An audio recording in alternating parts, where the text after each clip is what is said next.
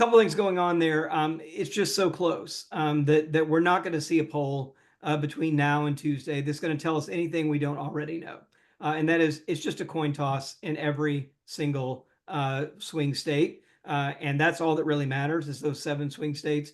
But it's just a coin toss. And so I was ranting today on social media about Politico that was saying, oh, it's Trump. Trump's up over Harris 46-45, right? And then, but among likely voters, it's 45-46.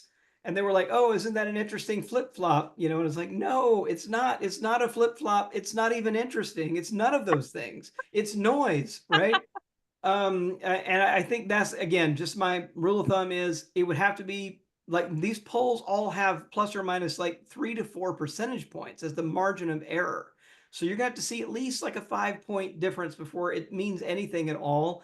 So, unfortunately, I think there is that temptation to get the last clicks, on the media cycle. And so they hype up the headlines.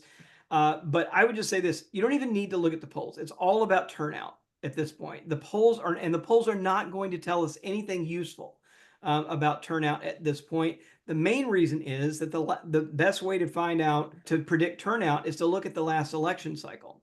But let's all remember what was happening the last election cycle. We were in the middle of a pandemic, right? So voting was like weird. People voted by mail for the first time. They'd never done it before. People were voting early and just kind of not be in a crowd. Who knows, right? Whether that's predictive of what it looks like this time. And on top of the fact that we've got 4 years of young voters who weren't eligible to vote 4 years ago, and nobody knows what their turnout's going to be like because there's no track record.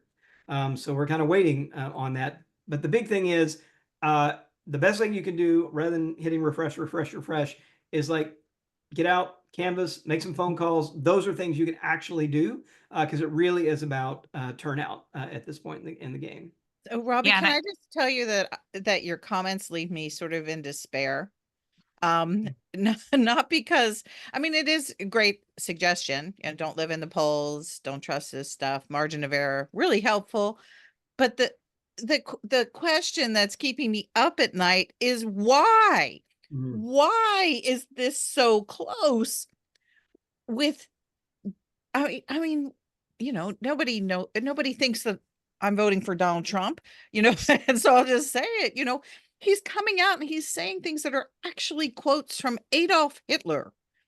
And he's promising to crash the economy and take away the rights of people. And this is close. You can't tell me that this is just like a blowout in these polls.